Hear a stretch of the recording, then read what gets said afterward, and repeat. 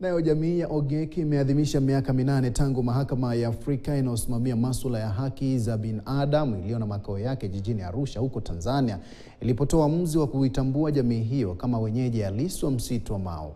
Licha ya uamuzi huo na hukumu iliyotolewa mwaka 2022, jamii hiyo inasema serikali bado haijatekeleza maagizo ya mahakama hiyo ya kikanda.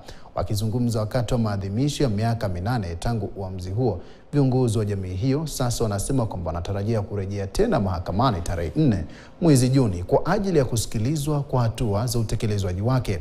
Aidha, kauli hizi za Ogiek zinakuja wiki chache tu baada ya serikali kuanzisha shughuli ya uwekaji wa mpaka katika maeneo ya Mau Mashariki kufuatia ramani ya mwaka 2001. Tusikuve moyo, tuendelee kupigania haki ya jamii ya Ogiek. Tangu 2017 mpaka saa hii karibu miaka 8 na bado haki yetu haijafanyika. Tarehe 4 mwezi wa 6 tutakuwa Arusha tena. Tarehe 4 mwezi wa 6. Sababu ni siku yetu na siku ambayo tunajifunia.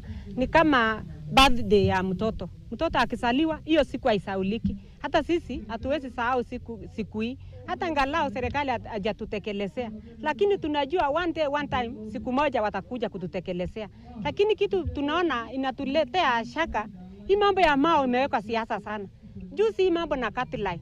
Jamii ya Ogiek tumelalamika sana juu wanakuja kutoa Catline gani, na kesi ya Arusha ilisema ya kwamba jamii ya Ogiek wao ndio wahifadhi wa msitu, ni hunters and gatherers.